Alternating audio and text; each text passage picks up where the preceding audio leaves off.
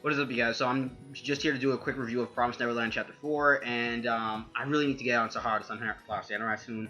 But the Promised Neverland Chapter 4. This chapter of the Promised Neverland, basically, it was quite simple actually. But it did have a lot of dialogue and stuff like that. And when it comes to characterization, Ray, he's by far the most rational of the three, who thinks logically and stuff like that, and he can catch on quick to the situation at hand and stuff like that. And because like when Emma and Norman were hiding their rope, quote unquote, basically Norman he started following them because he saw that he noticed that they've been acting strangely ever since the night Connie left and everything like that. And they told him what happened and everything, and they were actually preparing to tell him, but he was like, yeah, just tell me right here, nigga. And then basically, and yeah, I like Ray, he's pretty funny. But Ray, I find him a bit suspicious, honestly. How like he's so easily able to easily able to like get into agree with them to join them in the situation, even though after you just heard it and stuff like that. And he's like, Norman would never lie about some stuff like this, but Emma on the other hand, she would.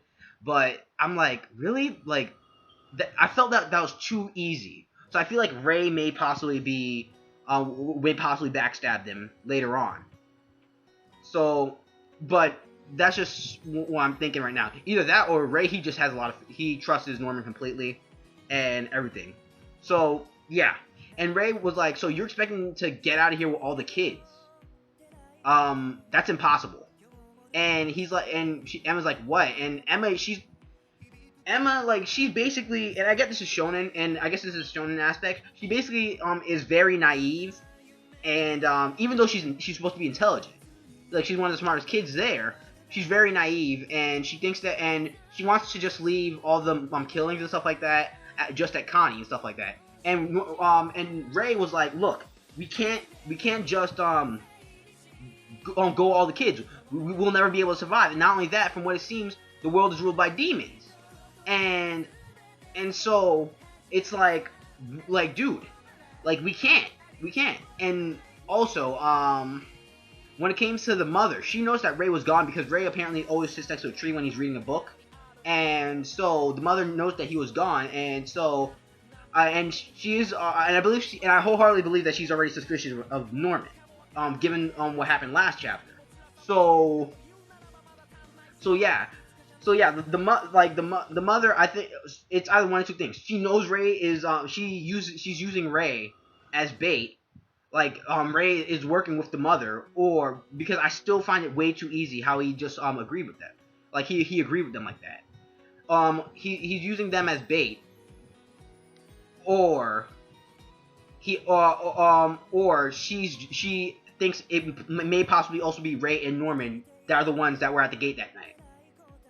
So yeah, and one of the only ways I can see them escaping with all the kids is if they actually they literally have to get rid of the mother.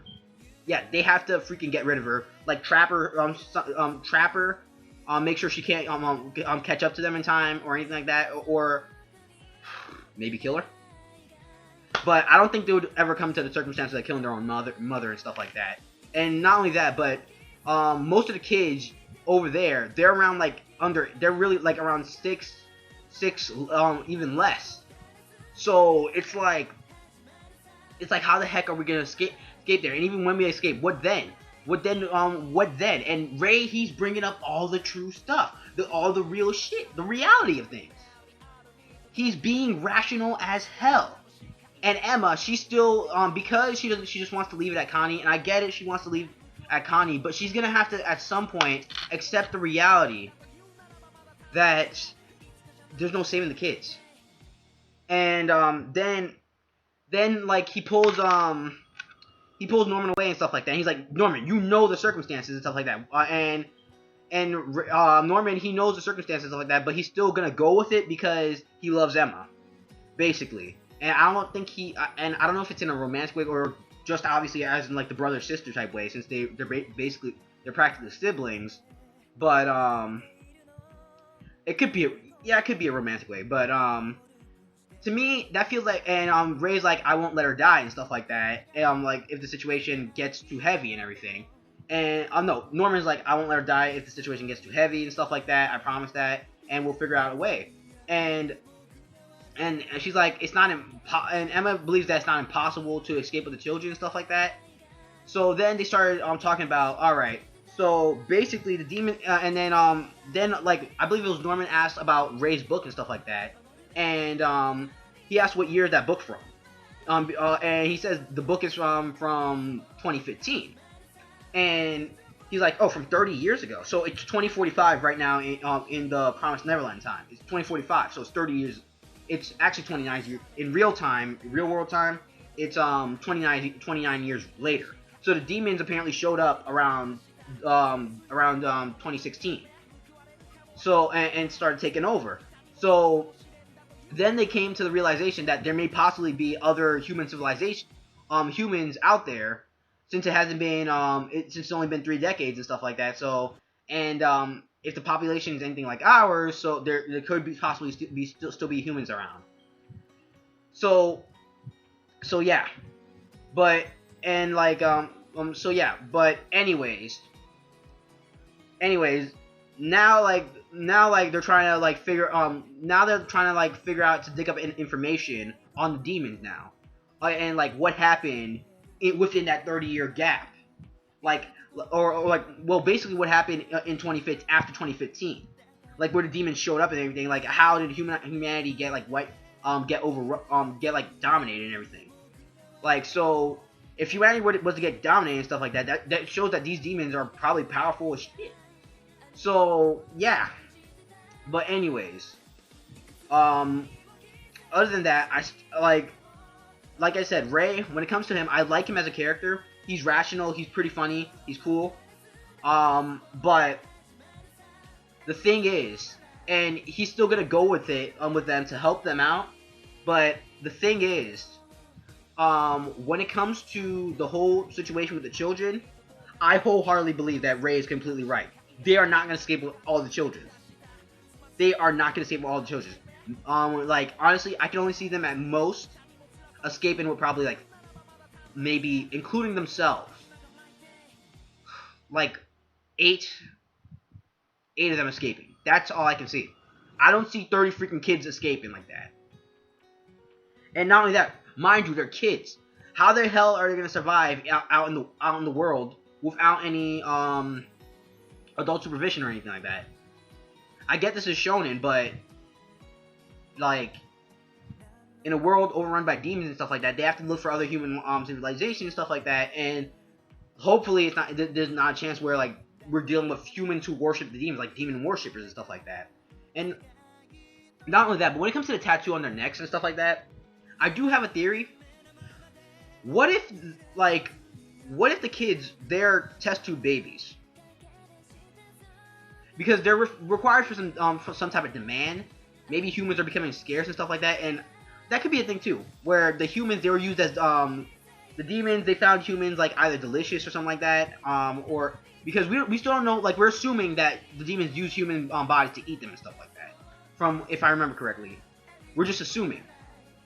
We don't know what type of demand actually are they using the humans for, especially 6-year-olds and 12-year-olds. It could be for food. It really could be. But yeah, because that's the most likely, the most obvious choice. But yeah. So yeah, like there could be like so yeah, they could be test tube babies because humans because once demons took over and stuff like that, humans started becoming less and less. So they're like, you know what, we're gonna have to start creating more of them. So like let's do like test tube babies and stuff like that. So it could be that the kids could be and the mother could be test tube babies, but we don't know how old the mother is. I believe we don't know how old the mother is. She could be in her 30s, so she must have been alive when the demons came to and attacked. So yeah. But anyways, overall, I thought this chapter, it was good. And when it comes to Emma as a character, like she's really naive and stuff like that. So that sort of makes her, for me personally, that sort of makes her very unlikable. But like I feel like the way the mangaka is going with this, Emma is gonna learn the hard way. She's gonna learn the hard way, and unfortunately, even though Norman wants to protect her and stuff like that, she's gonna have to learn the hard way, in the worst way possible. That she can't save all the kids, and it's gonna suck. And not only that, but with Norman, there may possibly be a death flag. Because I've been seeing people, and I understand why people are saying Norman's gonna die. Norman's gonna die, probably by the end of this all. And yeah, I can see that happening. I can see that happening, but will it? Who knows? It's because remember, it's shonen. The mangaka still has to keep the shonen aspect to it, but who knows? Who knows? But anyways, overall, I thought the chapter, it was a good chapter. Well, not a good, but it was more so an okay chapter because it was set up.